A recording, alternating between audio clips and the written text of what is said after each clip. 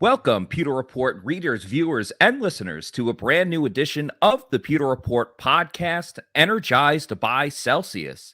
It is a special Tuesday edition of the show because the Bucs played on Monday Night Football and were victorious in a crazy fashion, coming back late in the game to defeat the New Orleans Saints 17-16. So, ladies and gentlemen, it is Victory Tuesday. Happy Victory Tuesday! As Johnny Drama would say from Entourage.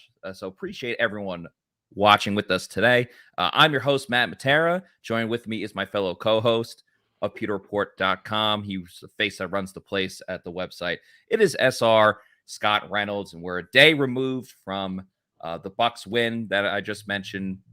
The dust has settled. And did you say dust? You mean like get the broom out dust, like it's time for a sweep. That's right. It is a sweep as well. As you see on the logo, Bucs sweep the Saints. By the way, the picture of Carl Nassib is downright hilarious. Just the facial expression that he's making. As he wanted that sack so bad. Yeah. And you know what? That was a crucial moment in the game. But yes, the Bucs swept the Saints. And part of the reason why I picked the Bucs to beat the Saints, Scott. Yes, you did. Yes, you did. Get all the props for that. Yeah, thank you. Part of it though was because you could throw out the logic. Everything's been so upside down with the Bucs this season. They lose to all the bad teams, and then the Rams and the Saints, the two teams that have had their number consistently in the Tom Brady era, they go undefeated against them, 3-0 this season. So I just kind of had a feeling that was going to be the case. But nonetheless, hey, a win is a win is a win. A lot of positivity yesterday. Big win. Bucs are now 6-6. I don't really trust this team just yet, or really at all. But we're going to start with the win and then kind of get negative again, or at least I am. I'm gonna. I don't know if it's negative or positive at this point, but I'm just gonna say this. I'm just dumb. I mean, not only did I put $60 down on the Saints last night, which actually, to be fair, looked like a good bet until 3 seconds left in the game. Right. But I'm glad I lost. The best $60 I've ever spent. Because I do believe, kind of like in karma, not that I, made the Buccaneers win. I take zero credit for that. It was all Tom Brady and the Bucs defense and Rachaad White and Kate Otten and all the receivers and everybody on the team. Had nothing to do with me. However, I do believe sometimes in, what's that expression? When it's kind of like when you speak it into existence. Yeah, putting it out in the atmosphere. Yeah. Yeah. Right. Or no, like it's like the reverse. It's like reverse psychology. It's like, I think the Bucs are going to lose. They surprise me and end up winning. So I hope that I'm not ruining things for this Sunday, but I think they're going to beat the 49ers on Sunday. Really? I don't know why. Yes, man. I just have this. I can't see Tom Brady losing in California. Probably be the last time he plays in his home state. This was his boyhood team. I think it's going to mean more for Tom than maybe any other game on the schedule. This game here, for whatever reason, and of course it means the most now because it's the next game. This game gets you to 7-6 and probably even pulling away from the other teams in the NFC South because nobody wants to win this division. This is like the most crazy game of hot potato I've ever seen. Nobody wants the title. You take it. No, I don't want it. You take it. And now the Buccaneers are in position where, like, okay, they've got it. It's like the musical chairs. All of a sudden the music stops. The Buccaneers find themselves in the seat. Like, oh, okay, cool. But yeah, man, I don't know. I don't know why. I do know why. Because I think Brock Purdy, when you come into a game kind of cold like that, you can kind of like light it up. I've seen that happen. It's the Brandon Walton effect. Like when Brandon Walton came in when Josh Wells got injured in week 2, ironically, played out of his against the mind. Saints. Right. Yeah. Yes. Great point, Matt. And I think Todd Bowles is going to have some time to kind of maybe figure him out a little bit. The Bucs, except for the Saints games, they don't really turn the ball over that much. Tom Brady has 3 interceptions at this point in the season. The 49ers do a great job of taking the ball away. I think that if the Buccaneers can avoid turnovers, if they can play a clean game from that perspective, they might go on a little bit of a roll here, man. I mean, just this defense, the Buccaneer defense, if they could just take the ball away, they would really be one of the best defenses in the league. They would be an elite defense. I think right now they're a good defense, not a great defense, and not an elite defense. But if they were to take the ball away, I think they could be there because they're up there in the top 5 in sacks. They are in the top 5 in terms of scoring defense. I think they're only averaging 18.1 points per game they're allowing. They're really good on third downs. They're good in a lot of areas. The takeaways would make them great. They just don't get them. Maybe that'll happen in San Francisco. I don't know.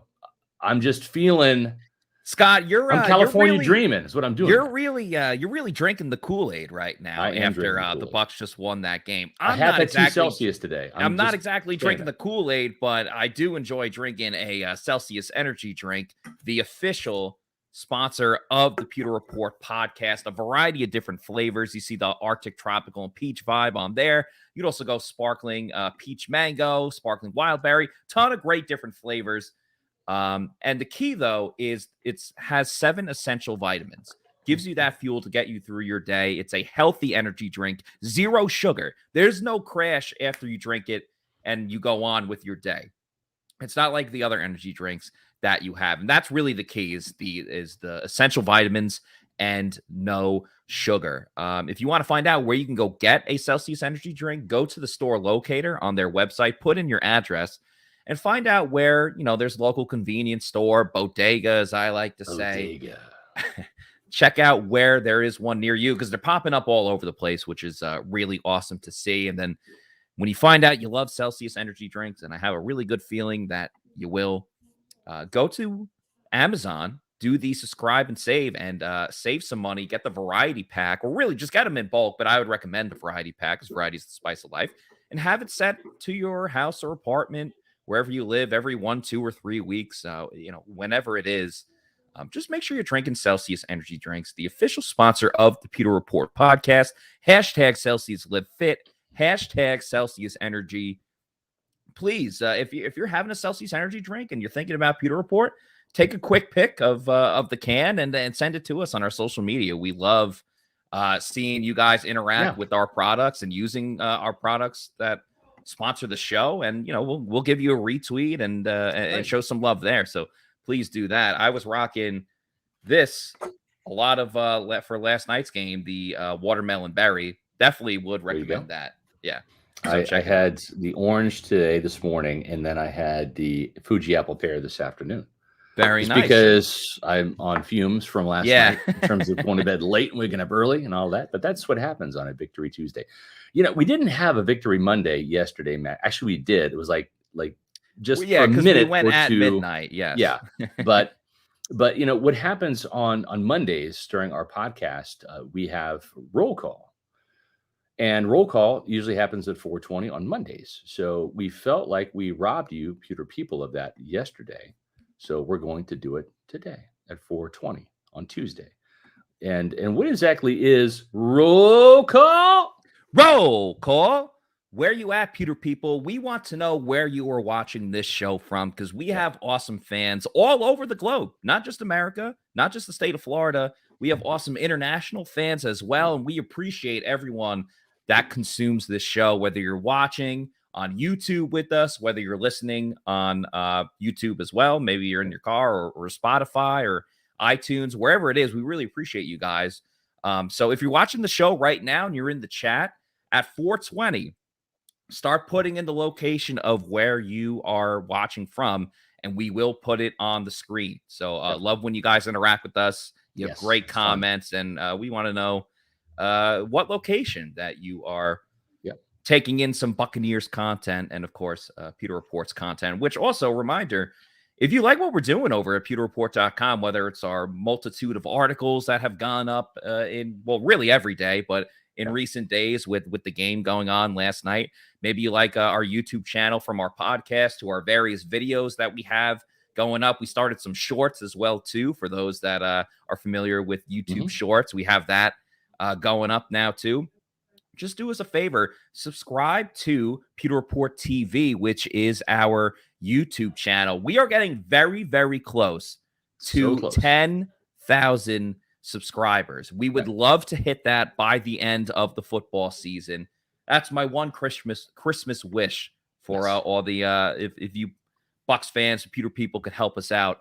Would love to get to 10,000. So please like and subscribe. It's absolutely free. Just gives you a heads up of when we're going live or when we put out a new video, and have a lot of great content coming up. So, just click the button. Takes 2 seconds. Hit the thumbs up as well. We'd really appreciate it if you guys could help us out with that, because we really want to hit 10,000 by the end of the football season. Hopefully the Bucs make the playoffs, so that season will extend further and further, but definitely would appreciate that.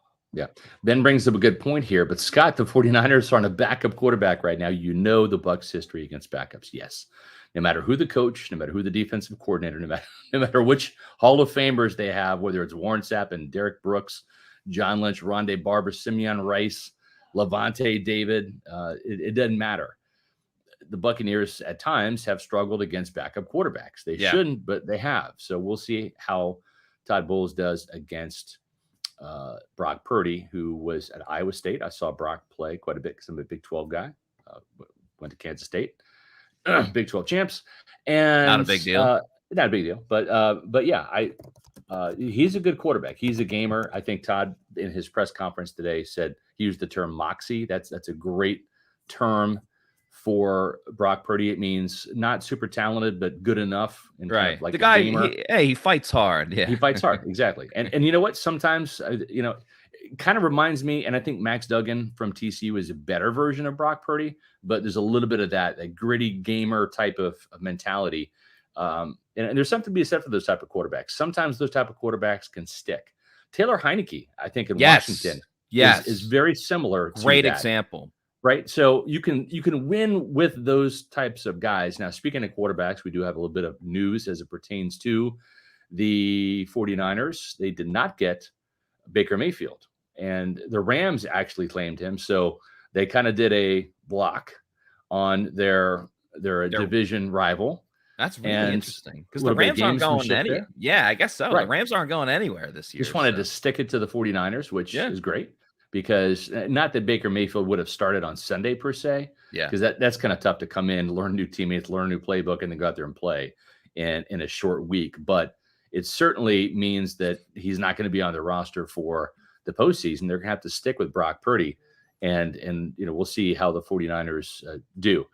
Having said that, though, if you look at the Bucs' schedule this year, and this is kind of the reason why I'm a little optimistic about this game. I know the 49ers, and we'll get into this more on Wednesday tomorrow during our preview, but I know the 49ers have won 5 games in a row.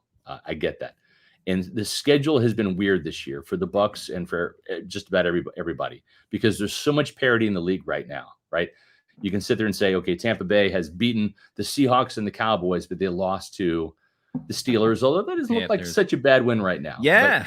but they've lost the Panthers. Both of those teams were 1 win at the time. Browns wasn't a good, Browns was not a good loss at all, right? Not that there's such a good thing as a good loss. But if you look at the 49ers schedule, they have lost to the Bears. They've lost to the Falcons. They've lost to the Chiefs, which, that's kind of a gimme by a very similar score. The Bucs lost to the Chiefs 41-31. The 49ers lost to the Chiefs 44-23. So a very similar score. They also lost to the Broncos. How do you lose to Russell Wilson and the Broncos? They lost 11-10. Now, those were earlier in the season, but they were also with Jimmy Garoppolo, not Brock Purdy. And I do know that they beat the Miami Dolphins 33-17. That's a quality win. But I don't think that the 49ers are the juggernaut that some believe that they are. And we'll see. Maybe my opinion gets changed on Sunday. I like the fact the Buccaneers have a little bit of momentum, a little bit of spark from this. They have a little bit of breathing room in the NFC South that they can take some of the pressure off. So maybe they're not playing as tight. And Matt, we'll see what happens on Sunday. Yeah, with that question, I think to talk about that the Niners are not a juggernaut, I would best surmise it where I watched a lot of that Sunday night game a couple of weeks ago. It was 49ers Chargers, and the Chargers had everyone was out. Keenan Allen was out. Their other very talented wide receiver that got the big contract over the summer before Chris Godwin got signed. They had no one. And the Chargers defense stuck with them, and the Chargers had a chance to win late, but they didn't. But I don't think San Fran barely got like 20 points. So, yeah, they definitely are not like elite yet. Everyone's crowning them as an elite team, Right. but I don't necessarily think that is the case just yet. And they are going Yeah. up against a rookie quarterback. And we saw Todd Bowles use a little wrinkle last game where Yeah. Vita Vea was essentially an inside linebacker. Right. And Logan Hall did that a little bit too. Logan Hall didn't Yeah. get a lot of playing time, but he did line up in that same position. So the one thing Todd Bowles is going to do, and I'll end this in a moment because, again, we'll talk about this tomorrow, Yeah. but he's going to give different looks to the 49ers where Purdy is not going to just be like, oh, yeah, this is, they're going man-to-man on this play. No big deal. Yeah. I got this. He's definitely going to have to make him think a lot. And, thinking even for an idiot like me is tough at times. So for a rookie playing his first career start, definitely not going to be easy for him. Yeah, no, I agree. And, just to kind of put a period on the Baker Mayfield thought, because he's now with the Rams, not the 49ers. I do think that he was overrated. I never bought into the Baker Mayfield thing. I saw him play at Oklahoma. I think he's a product of that Lincoln Riley system. You look at Kyler Murray, look at Baker Mayfield. Jalen Hurts was, for a minute, but he was also at Alabama too. Yeah. I think Jalen Hurts is honestly the better quarterback of those three by far, and it's kind of showing with the Eagles. But I don't know that Baker Mayfield. I think he was a better version of Johnny Manziel. I just never bought into the hype. I think that he talked a good game, but he couldn't back it up with the physical tools. And if you flame out in Cleveland and you flame out in Carolina, I mean, you're like you're above what, Sam Rosen, right? Or sorry, Josh Rosen. Josh Rosen, yeah. Yeah, Sam didn't mean to offend Sam Rosen. Sam Darnold, yeah. Sam's a good guy, but Josh Rosen, right? He's gone, right? Because if you can't make it in a couple certain spots and stick in bad teams, and you're a good quarterback, you're not that. And I don't think Baker Mayfield is that. I'd be shocked if he has success elsewhere. I just don't think he's all that. Josh Rosen, I always felt that he kind of thought he was a know-it-all and like had every answer to everything when yes, you're just a rookie quarterback coming into the NFL. Yep. Maybe you should be more of a sponge and absorb right a lot of things. Teddy here. Teddy, you had some great comments yesterday, yes, a great comment right here, and a lot of super chats too. So shout out to you, Teddy. Yes, thank you. He says, Scott, last night you said you had some insight/info on why no coaching staff changes or adjustments have happened this year that you'd share today. Yes. I think that's a good idea. It's up to you, Scott, to share that information in 2 minutes at roll call. Okay. That's exactly right. Awesome. I'm going to do that. I'm just teeing it up right here. Teddy and I, we're thinking along the same lines here, and I love it. So, yes, you know what? In the meantime, why don't we do an ad read right now? Talk about one of our favorite clients. That, of course, is Pirate Republic, the official beer of PewterReport.com. They are based out of the Nassau, Bahamas, and they are coming to Tampa and the holiday season right in time for you to get right now. And Pirate Republic, of course, 3 great flavors, and their beer brings people together to celebrate life, and it's celebrating life in the spirit of the original Pirate Code. You have the Long John Pilsner. It's perfect for tailgating and having fun at the beach in the Florida sun. That's in the red can right there that you see. You also have the Take No Quarter IPA. It's the best IPA around that you can drink. Matt, I want you to take note of the 7.2%. Yes. Having one of those tall boys, that will get you going. Yeah, right. 7.2, Josh Wells. Yes, there you go. You can also drop an orange slice in the golden haze of piracy Belgian wit beer and enjoy that pirate life. That's, of course, in the gold can. Now, where can you find Pirate Republic? About to tell you.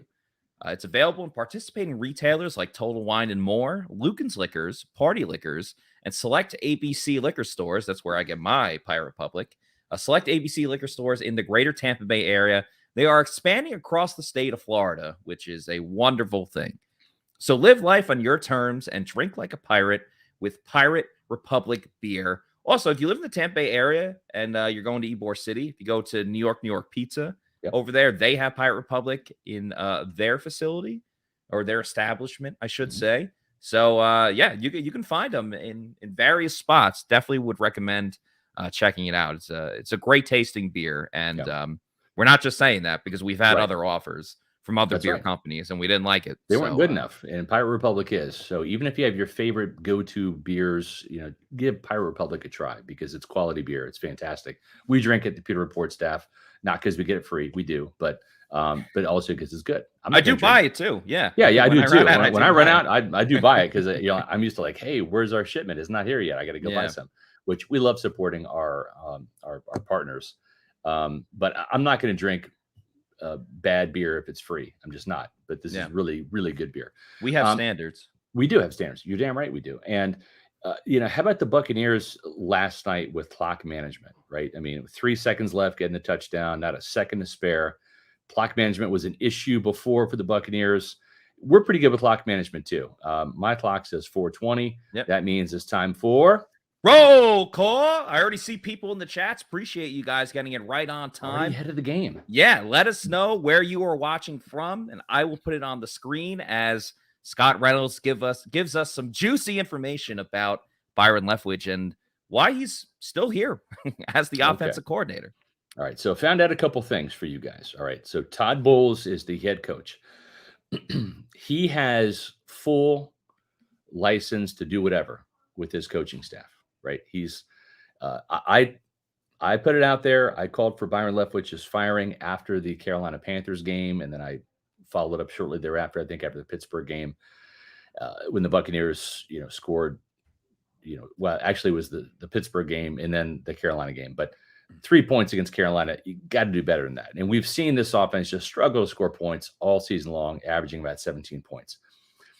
I think Todd Bowles has made a calculated risk this year because as a head coach, your job is to win now, but your job is to build a team that can be sustained and have some sustained success. Easy for me to say. And look no further than Todd Bowles' seasons up there in New York, right, Matt? Didn't he start off with the bang, 10-win season, missed the playoffs though? He did. Right? Yeah. But then after that, it was the downward spiral. It was the decline. So you've got to win now, but have an eye on winning later. And that means playing younger players now to help develop them for future seasons, right? That's just part of the job. So with Todd Bowles knowing, and trust me, he knows that the Glazers have at least given every coach that they've hired 2 seasons, right? They've given Lovie Smith 2 seasons, even though the first season was a disastrous 2-14. He got another year. Greg Schiano went 7-9 his first year. Then he went 4-12 and got fired the next year. Dirk Cutter got 3. And we saw Raheem Morris get 3. But every coach gets 2 seasons. So I think Todd Bowles says, well, if I fire Byron Leftwich now, then I've got to hire somebody pretty much within my staff to replace him. And I don't know that he has a lot of confidence in the offensive staff members because this is not his staff. This is Bruce Arians' staff. Now, Todd has worked with a lot of these people, but none of the offensive coaches were on the staff that Todd had in the New York Jets organization when Todd got to pick his own staff. So remember, Bruce was stepped down on March 30th. This is 2 weeks after free agency. And said, Todd, here's my staff. You run it. You run the roster, and you get to do the draft, Todd. But just keep the train moving. Well, there's been a lot of defections, right? Rob Gronkowski's retired. Ali Marpet's retired. Ryan Jensen got hurt second day training camp, et cetera, et cetera, et cetera. So Antonio Brown's gone. So the offense had to be kind of retooled, restructured because this Bruce Arians system, there is a level of predictability to it.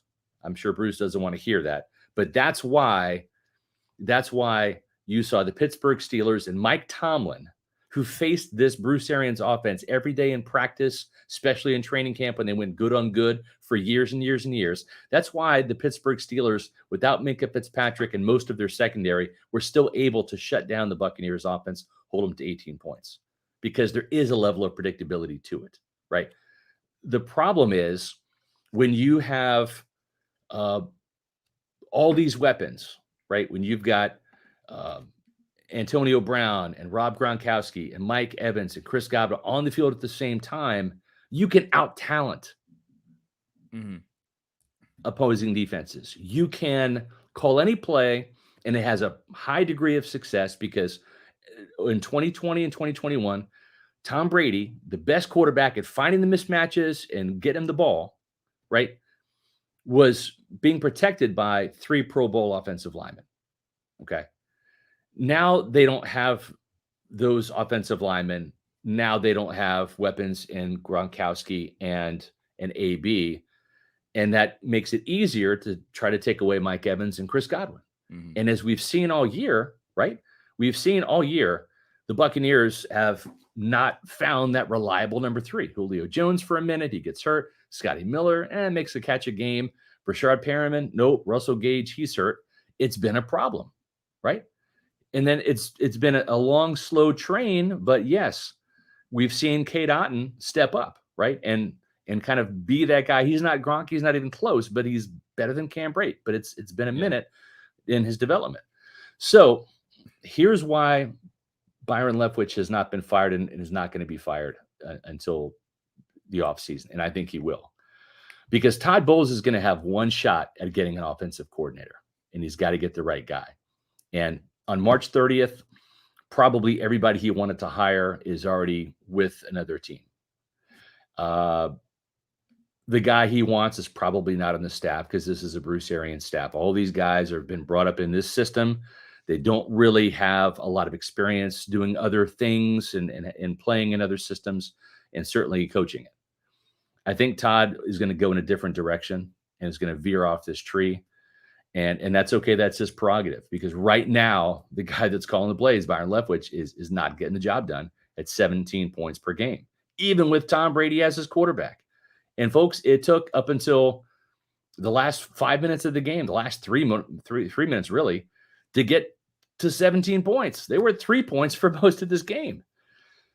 So if Todd Bowles fires Leftwich and promotes somebody, whether it's an old hat like Clyde Christensen or a really inexperienced guy that's an up-and-comer like Thad Lewis, and if that person doesn't work out, now he gets to go to Jason Light and the Glazers and say, oh, I want another shot at hiring an offensive coordinator. I want a second coordinator for my second season here.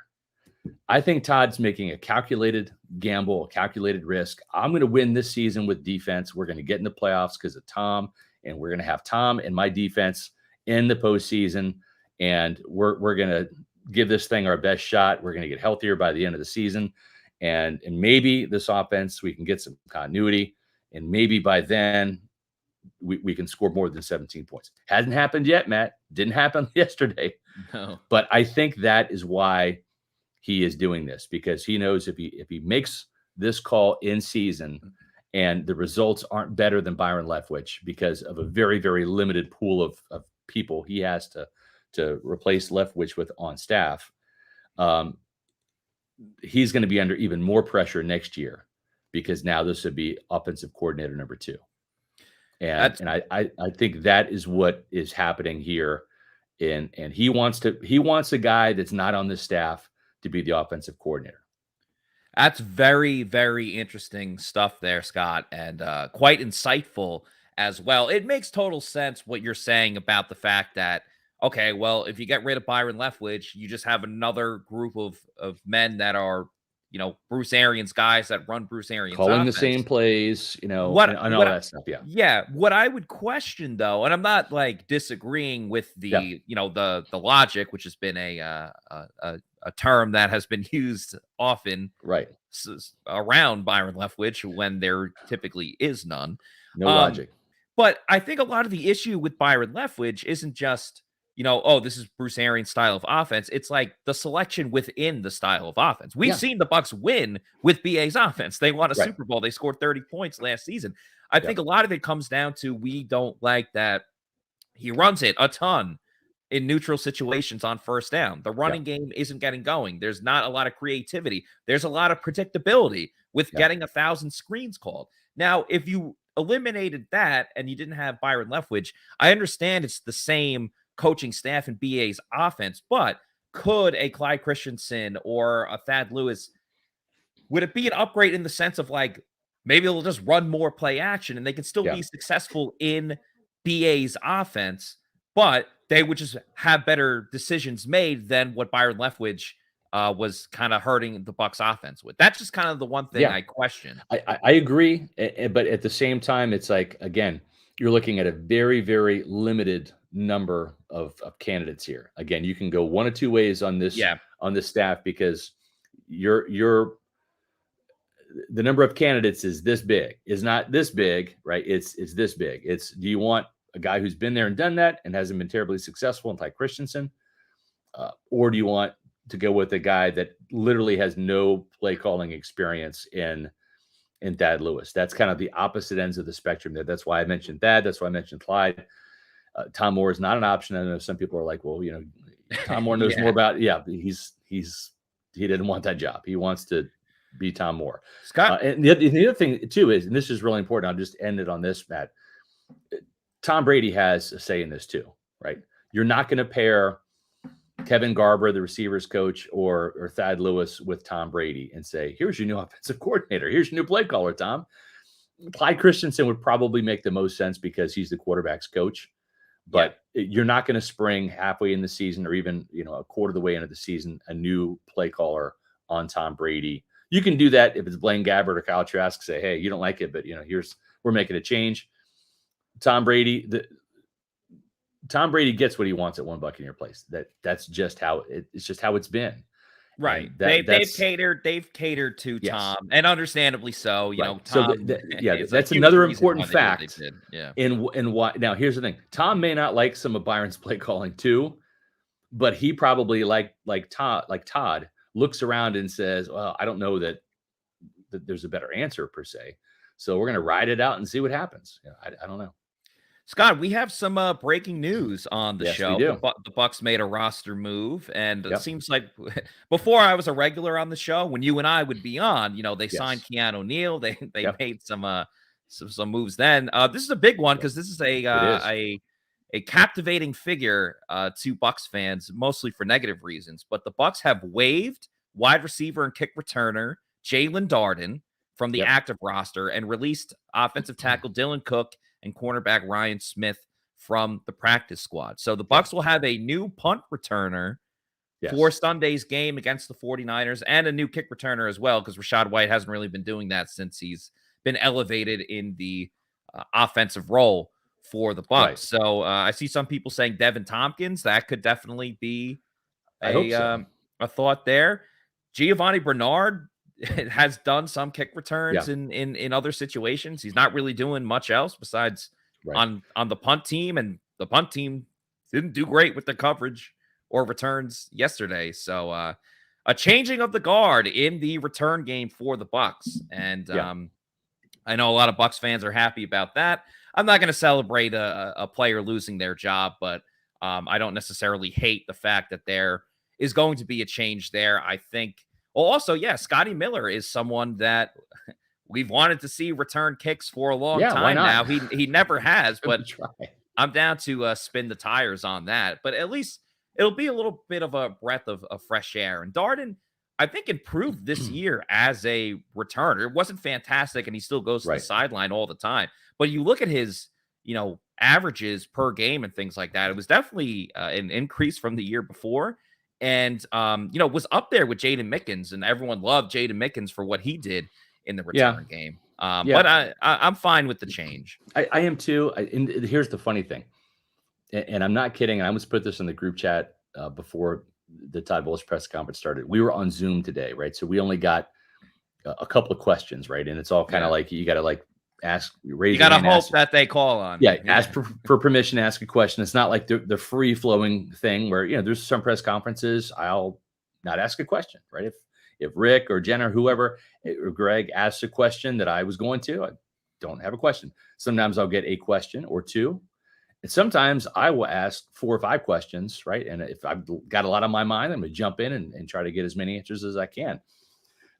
If I had an extra question today, it was going to be, and I'm not kidding you, Coach, why does Jalen Darden seem to always run to the sidelines rather than roam the middle of the field looking for a seam, because the quickest distance between 2 points is a straight line, and sometimes you can make a guy miss and not even be fast. I remember Carl the Truth Williams back in my day. We used to watch Carl the Truth Williams back in the 1990s, and Carl the Truth Williams still the best punt returner in Bucs history, and he was not the fastest guy in the world, but he would set up his blocks really well, and he would never run to the sidelines. His returns were pretty much up the middle, and what he would do in doing those returns is he would literally make a guy miss, right? Like go one way, juke a guy, and then just go forward, because you have all these guys that are coming straight at you. And if you can just literally sidestep them and avoid them, their momentum is going to carry you. Whereas if you go to the sidelines, that's when those coverage players can get an angle on you and a beat on you. And it's a little bit harder. It's like if you've played the game Galaga, right? The video game, right? When those little swarm of alien bugs start coming at you, when they're coming right at you, it's really hard to fire and get them all before they crash into you. It's kind of the same way as a punt returner. And I think some of the Bucs returns that they've given up, one or two on the sidelines. Usually those are kick returns, but punt returns usually up the middle is something that is a little bit more deadly, because that's when you can hit a crease or a seam and boom, you got it. Yeah. Jalen Garden just wouldn't do it. And I mean, this guy has like a gravitational and you're pull killing like 3 or 4 seconds just to get to the sideline in the first place. Like I remember in high school, like in practice, we would do, it was all about the angle of pursuit, And if you're going to the sideline, guys know how to get there. They might not get to you right away, but someone said in the comments, and I agree with it, he always kind of like played scared. Like I remember he even got an end around when he was on offense, and he didn't get a lot of snaps on offense in the first place. So when you get an end around, you can't just go out of bounds, man. Like you gotta absorb the hit. I think he was close to like the yard marker on the play. This was weeks ago, but especially with his speed too, like you said, you just have to make one guy miss and then head up the field. And that's right. He didn't really want to absorb the contact. And listen, being a punt returner is not an easy job by any means. Not for the faint of heart. You have to be fearless, and he wasn't fearless, and he didn't really have great vision, which is, I go back to a couple years ago when the Bucs had Dare Ogunbowale, and then the Bruce Arians team came in, and Keith Armstrong was a big fan of Ogunbowale for his vision as a returner, and that's why he was a special teams captain. I'm a fan of you saying Dare Ogunbowale flawlessly twice in a row, Matt. So thanks a lot. Former Wisconsin alumni there. Went to the Jaguars after. I'm not sure if he's still on a roster, but I would just love to see a returner that doesn't have to be the fastest. Now, if it is Scotty Miller, I just think you have to just be fearless and go up the middle. So if it's going to be Scotty Miller returning or Devin Adam Tompkins, Humphries did that. Adam Humphries wasn't fast, but he was fearless, right? I mean, I remember watching that. What was it? It was that preseason game. Very early to Pewter Report. Was it the missed field goal? Mm-hmm. Yeah, it was the missed field goal that he returned back for a touchdown. I got it all on video too. Yeah, that was awesome. Yeah, that was. What else was awesome about last night that we didn't talk about? I know. Let's talk a little bit about the Bucs defense, because that's the best side of the ball right now. It is. A couple of guys that I'm really fired up about. Carl Nassib, man. This guy. Carl. Good to see you. That's from Billy Madison. Anyway. I love it. One of my favorite players to talk to in the locker room. This guy is just smart beyond belief. I talk finances with Carl because if you've watched him in his infamous little Hard Knocks spiel on Hard Knocks, when he was in Cleveland, he was talking about compounding interest and Trevor Sikkema and myself would call him the Wolf of Dale Mabry. I love it. Yeah. Really bright guy, funny guy. I love the tenacity he plays with. Remember, in 2019, he was a team captain. Yes. Because Jason Pierre-Paul had that neck injury, and that was Bruce Arians' first year, and he really stepped up as a kind of a backup role player, and really ascended to the starting lineup. And if you remember that year in 2019 when Shaq Barrett had a boatload of sacks, what do you have, like 9 sacks in the first 4 or 5 games? Yeah, just getting hat tricks left and right. Yeah, he was playing opposite Carl Nassib. Those guys played off each other so well, and so Nassib now has a sack and a half, and I think 5 tackles in the last 2 games. And I'm not knocking Anthony Nelson, but I like how Nassib is just playing right now. And I would give Nassib the start, and I would make Anthony Nelson the backup. If I'm Todd Bowles and Casey Rogers, and if I'm Bob Sanders, I'm going that route. I'm going to say, I want to see what Carl can do from the get-go. Let's switch roles and let's see what type of impact we get. And listen, Anthony Nelson, he's in a contract year. This is his first time getting a contract. Actually, Carl's in a contract year too. He's only in a 1-year deal. Yeah. But I want to create some real competition between these two guys. And sometimes you got to tinker with the roster a little bit. And I that's the move I go. Like it worked with Nick Leverett and Luke Gedeke. You get better plays sometimes by making a roster. Hit the nail on the head. It was very odd last night, though, because, obviously Joe Tryon-Shank is supposed to be the big man in town now that Shaq Barrett isn't there. But Anthony Nelson led the outside linebacker room in total snaps yesterday. Yep. Anthony Nelson had 41 out of 59 snaps, so that was 69%. Yeah. Joe Tryon-Shank had 34 snaps, that's 58%. And then Carl Nassib had 29, that was 49%. And Jannard Avery got 12 snaps as well. But I don't think there's any question. Carl Nassib was the best outside linebacker for the Tampa Bay Buccaneers in yesterday's game, especially in the fourth quarter with the pass breakup and then having the clutch sack on the Saints' last drive that essentially set up the Bucs in great field position by such the negative loss there. So I'm completely with you. Carl Nassib should be playing more. He plays with the high motor, and you said this. A week or two ago when we were talking about Cade Otton and Cam Brate, and can you even remember off the top of your head, some key plays that Cam Brate made when he was healthy and in the lineup? And we both said no. And then you're like, I can remember Cade Otton did this. Cade Otton scored the touchdown against the Rams. He had the slide and catch. It's kind of the same thing with Anthony Nelson and Carl Nassib. Anthony Nelson has a fumble recovery.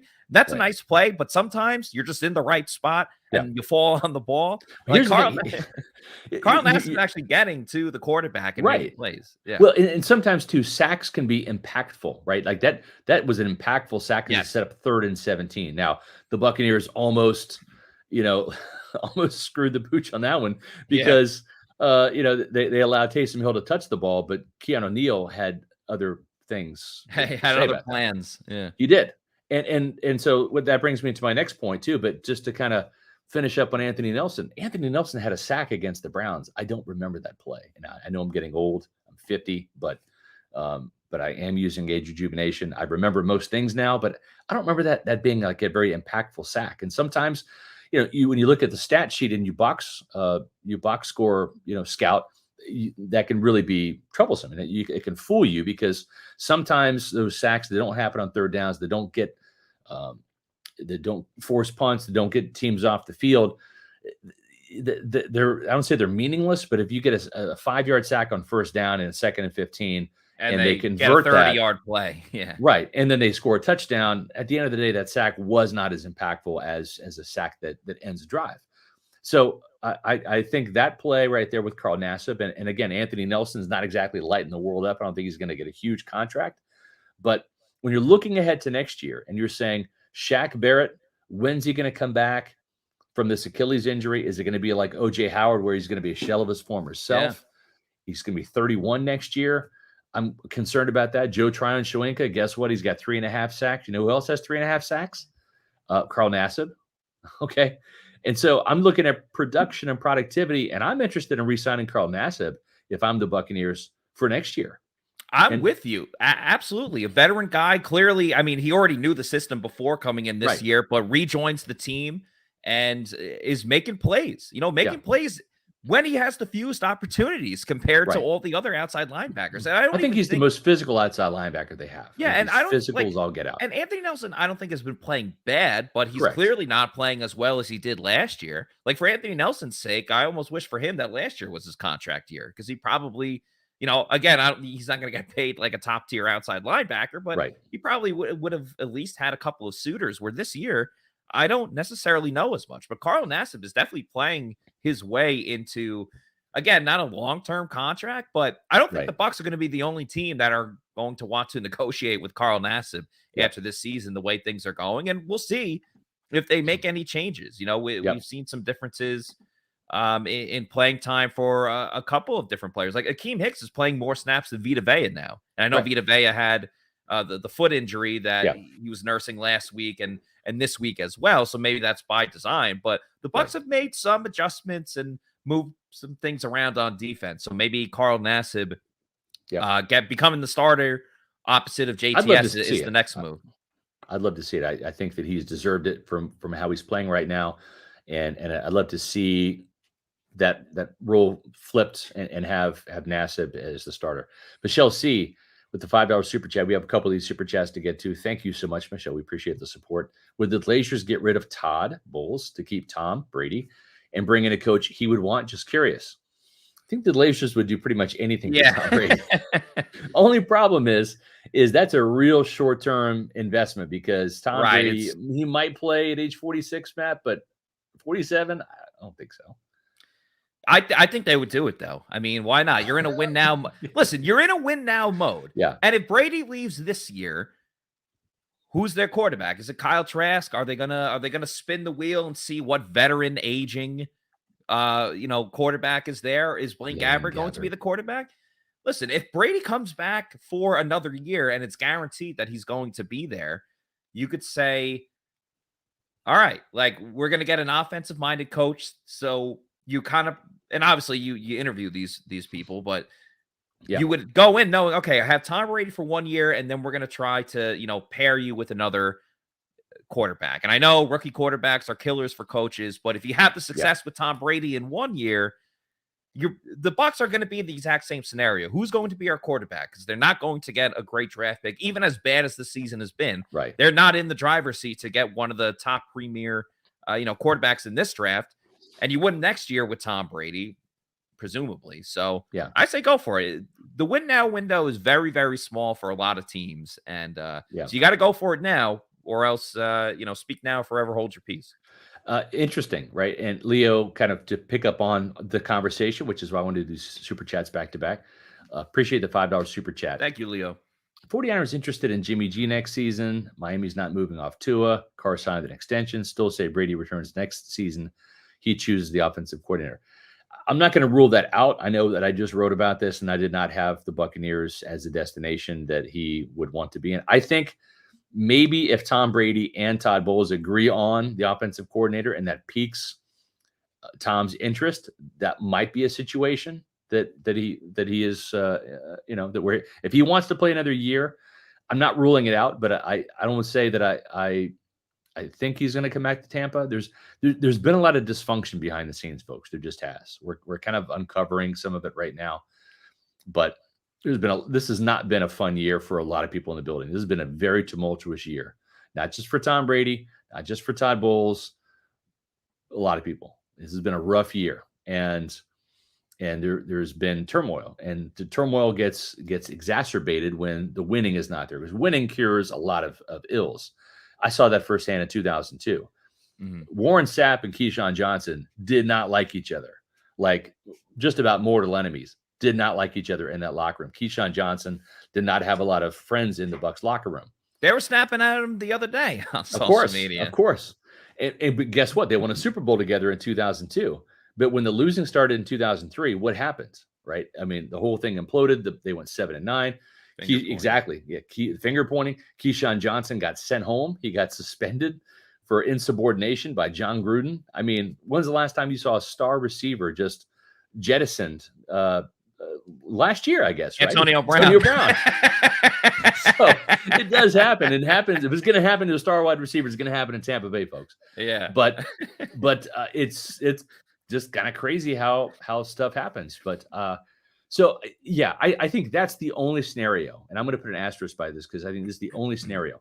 If Tom wants to return and he says, "Gosh, I love these guys, and I really want to play with Ryan Jensen next year. Didn't have a chance to do that this year." And I still like throwing to Mike and Chris, and let's add some weapons, and maybe Russell Gage becomes that guy. Maybe he doesn't. But Todd, let's agree on an offensive coordinator. And if Todd picks the right guy, maybe Tom stays. But I think that's the only way it happens. To that question, though, I mean, he does present a good arguing point that who exactly is going to be open in the quarterback position next year that Brady would actually be attracted to going to. Like, as he pointed out, I mean, obviously San Fran, I think, is the number one option, where I don't think they're going to re-sign Jimmy G with the way that he's been playing. But you mentioned some of the other ones. Like, Carr has a huge contract that's not easy to get out of. And I don't think he's going to join a team. Listen, I know he joined a Bucs team that had a losing season, but they were on the cusp and they were just a quarterback away. You're not going to go to one of these, new teams that have a lot more issues. So I don't know if Brady is going to have a lot of options like he maybe expects to have. New England. But New England doesn't have the weapons, Their weapons this year are better than they were in 2019. How about this, Scott? And I'm not just saying this because I know the team pretty well. The Jets. I mean, they got a quarterback situation. They do. I'm not exactly sure the numbers with the contract, but I mean, they got weapons on offense. They got a great defense. And he was going to go to Miami anyway, so there's nothing about, hey, I don't want to go back to the AFC East. Brady to the Jets, oddly enough, would be like a really good fit. I agree.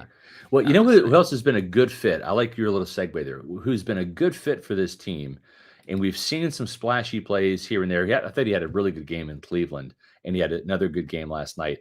Keanu Neal. Yes. And, you're looking at the prospect of maybe losing Mike Edwards, although I don't know if Mike Edwards is going to have a huge market. I really don't. Right? He started the season with the bang in week 2 with that pick 6. Yeah. I just think that if you look at first the film on Mike Edwards, exactly. I think if you look at the film, he's almost better coming off the bench and playing that spark plug guy that gets the interceptions. But, the small sample size looks good. But then you give him the opportunity for the larger sample size, and you're like, okay, where are the plays? Where are the interceptions? Because listen, I thought when Mike Edwards was going to be the starter opposite Antoine Winfield, that this guy was going to have 5 or 6 interceptions this season, just based on what he did with fewer snaps in years past. That has not been the case. And I also think too, he's not as sturdy and durable as Whitehead was, the guy he replaced. But I think Keanu Neal is a player that Todd Bowles likes. He brings a different type of safety, a different type of physical presence there. He's a good blitzer. He was not the guy that was charged with the Taysom Hill blown coverage. I think he was trying to cover up. I think it was Jamel Dean. I think Jamel Dean did not have a good game. He went inside when he should have played either quarters or cover 3. I have to go back and look at the all 22. But I think Taysom Hill said, wait a minute. Keanu Neal said, wait a minute. I see Taysom Hill slipping out of here. I'm going to try to make up some ground and see if I can cover him. And it was a blown coverage. But, man, that big time hit that he had saved the game. It did. It saved the game. It saved the game. And that just proves, again, we live in a, instant gratification type of world where, Keanu Neal early in the season wasn't getting a ton of playing time. He had a bad roughing the passer penalty, I think, against the Saints in week 2, but he has brought the hammer in the past couple of weeks. And he's, he plays the same position that Jordan Whitehead plays. I'm not saying he's an exact replacement of Jordan Whitehead, but he does bring that similar physicality that obviously was a calling card for Jordan Whitehead. And I like the physicality that he brings. I don't know if it's necessarily sustainable as a starter for 17 weeks. So hopefully Antoine Winfield Jr. can get back and Mike Edwards as well. But yeah, as Teddy says, he's an enforcer. And honestly, thank goodness it was Taysom Hill trying to make that catch, because if it's a regular able-bodied tight end with a little more meat on the bone, I don't know if Neal is able to knock the ball loose there. I think maybe that big tight end is able to hold on to it, but it was Taysom Hill, and he was able to jar it like very loose because he had his hand on the ball for a couple of seconds before the hit really knocked it loose, and that would have been the game right there. Bucs would have lost, and this podcast would be way different compared to what we're talking about right now. With probably far fewer people, if we're being honest. Right, and it's like, how do you allow a 3rd and 17? The game's on the line. Are you kidding me? Yeah. Yeah. No, I agree. And so again, it's like, you're interested in this year, but if you're Jason Light, if you're Todd Bowles, you have an eye on the future. These are a couple pieces that I think you have some interest in bringing back. We'll see how the rest of the season plays out. But I think Neal is really kind of coming on. I think Carl Nassib right now is, the arrow's pointing up for him. I think he's playing better football now than he did, in the earlier middle part of the season. And so these are some guys you can probably re-sign on the cheap, maybe 1 year prove it deals again for these players. But you're looking at next year's roster, and gosh, if Shaq doesn't come back, if Logan Ryan doesn't come back, he's a free agent. I love Logan Ryan. I think he will be back, but it all depends on the contract, and he's getting up there too with his age. But these are a couple players that are making some impact plays. Again, we didn't see a takeaway last night from this Bucs defense, but we saw some big plays nonetheless. The big sack by Carl, followed up by the big hit by Keanu Neal. That was enough to force a key punt that got the ball back for the offense. Defense did its job without getting a takeaway by having those two guys really step up when it mattered most. The Bucs front office will definitely have some decisions to make, and you will have some decisions to make when you're playing underdog fantasy, making the picks, whether it's football. You could do it for really any sport: football, basketball, hockey. I know baseball season is not in season right now, but when they are, you could make some picks there. But of course, it's always great to make some picks during the NFL season. It's the easiest way to get some action on the NFL. That's with their pick'em and rivals games. The rivals games are really fun, especially when you have a game like Bucs Saints like last night, and you could pick, okay, this wide receiver against the other team's wide receiver. This player's going to have more yards. So that's fun. The pick'em's great. And you just choose an over or under on your favorite or least favorite player stats. You can win up to 20 times your money in a single night.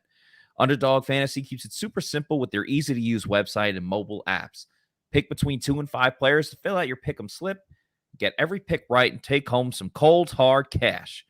Use the promo code Pewter and get your first deposit doubled up to $100 by Underdog. Even if you learn from Plant City Math, you know that that's a damn good deal. A heck of a deal. So once again, Underdog Fantasy, the promo code is Pewter. Start winning today. Came close to winning yesterday. I was going to pick the over on the field goals, but I did not. That would have hit very well. But all right, you live to fight another day, and that's the beauty of Underdog Fantasy, is that you can keep it going. Cannon Fire Podcast. Appreciate the $2 super chat here. Minshew Mania in 2023. I don't know. We talked about quarterbacks that have some moxie, like Todd Bowles said Brock Purdy does. And we mentioned Taylor Heineke, right, with Washington. A quick look at Gardner Minshew, who I love the personality. I love the mustache, right? But that only goes so far. Right now, he's a backup in Philadelphia, so he's not going to get much playing time with Jalen Hurts doing his thing. But you look at the overall record in Jacksonville, the 2 years there, he was 6-6 in his first season in 2019, but then he was really kind of given a big opportunity. I know it's Jacksonville, that's part of the problem, but he was 1-7 with the Jags that next year. Then he goes to Philadelphia and went 1-1 as a starter when Hurts was injured in 2021. 41 touchdowns, 12 interceptions. That's a pretty nice ratio. Yeah, he does some nice things, but I don't know that maybe you get him and put him in the mix with a couple of other guys. But I don't know. I don't know that Blaine Gabbert is back. I know that Bruce Arians loved Gabbert, and I love Gabbert, but I'm not sure. We all love Gabbert. Well, Todd Bowles, I'm not sure if he does, but we'll see. It'll be interesting to see who Todd Bowles picks as his offensive coordinator and his quarterback next year. But before then, we still got to finish this season with Byron Leftwich and Tom Brady. And, to their credit, they got it done last night. So hats off to you. Yeah, and one of the big storylines, wow, you read my mind. I was going to say one of the big storylines that we didn't really talk about much yesterday, and obviously we had a lot of stuff to get to today, plus the Jalen Darden news, but the whole saga with Mike Evans is quite the interesting one. I mean, they went a long, long time at the beginning of yesterday's game without getting Mike the ball, and then finally they got him involved, and I don't know. It was weird, Scott. When they throw the ball to Mike Evans, good things typically happen, and they make plays down the field. And the one catch he did not make, it wasn't his fault. He was Right. able to draw a pass interference That was penalty, huge. and that put the Bucs at the goal line to eventually score a touchdown. So hopefully this is a sign of things to come, that Mike Evans and Tom Brady are getting closer to on the same page. But it was just so odd that they weren't, like, he wasn't even looking Evans' ways when he had Julio down the field, but Evans was even more wide open. He didn't look his way. I don't think everything is totally solved there just yet. Yeah, I'm with you on that. One thing that will solve your energy problems, not talking about your household energy bills, talking about your personal energy, and that's the folks over at Age Rejuvenation. That is correct.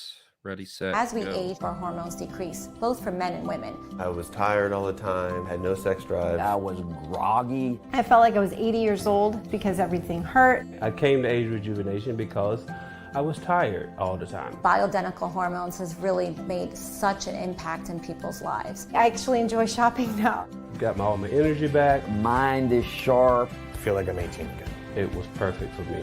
Get with Age Rejuvenation. Do it now. Don't wait. Call Age Rejuvenation today. I was tired of watching bad Buccaneer football. It was aging me. And so I went to Age Rejuvenation. No, that's not exactly true. It's not how it happened. I actually went to Age Rejuvenation back in August, before the season even started. And boy, I'm glad I did. I should have done this years ago. Why? Because as it turns out, I'm 50. I have low testosterone. Surprise, surprise. I'm not alone. Most men in their 40s, 50s, 60s, and 70s have low testosterone. It's a biological fact that when you're younger, you're full of vigor, you have a lot of testosterone. As you age, it just decreases. And that happened to even John Gilmore, former Buccaneer tight end, who joins us for the tailgate shows on Sundays. And he went to Age Rejuvenation even before I did and said, hey, you got to try this. It's this testosterone therapy works. Boy, has it. I am no longer tired, except after Monday night games. I am tired today, but that has nothing to do with my testosterone levels. But I do have testosterone therapy treatments going, and they work, folks. They make me feel like I'm 40. I legitimately think like I'm 40, and I feel like I'm 40 because of the testosterone therapy. Do your part. If you feel sluggish, if you feel tired, if your sex drive is down, if your stamina is gone, and you're just struggling to get through the day, do yourself a favor and treat yourself this holiday season to the gift of health and happiness.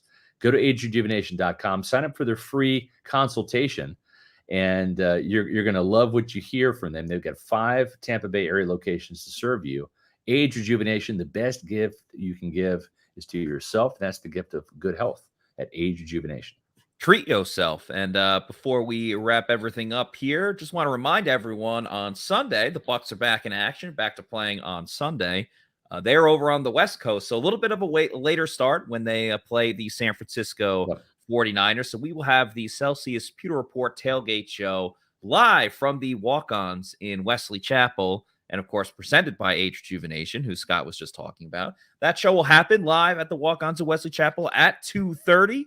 It'll be Scott, John Gilmore, various other Pewter Report personalities there. And then I will be on for the Pewter Game Day show at 4:25, giving my live in-game reactions, analysis with a guest as well to everything that's happening with the Bucs. And obviously, a lot of crazy stuff went on last night, so who knows what they're going to get into for Sunday's game. And hopefully they can make it 2 in a row. Yep. But great Emily question here. from Emily here, and we'll end it with this. Hi, everyone. What's it going to take for this team to play its 2-minute offense for 60 minutes? It certainly works well when they do. Yeah. Maybe we'll see that incorporated more throughout the game. Todd Bowles said he doesn't want to run it too much because it'll burn out the special teams and defense. And that's true. If you go no huddle real fast and up tempo and it's 3 and out, then all of a sudden your defense literally got about 2 minutes worth of sideline time, and then they're grabbing their water and grabbing their helmet and getting back out in the field. So sustained drives is the name of the game sometimes to keep your defense fresh into the fourth quarter. And we saw how important that was last night. Buccaneers actually, Matt, had 80 plays on offense. Yeah. And that kept the defense fresh enough to get the Saints off the field and get the ball back for Tom Brady. That's complimentary football.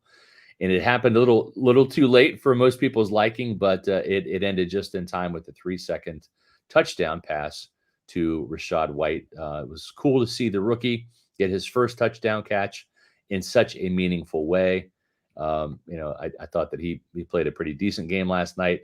Did have the fumble, but boy, when you make up for it with the game-winning touchdown, that is something to remember.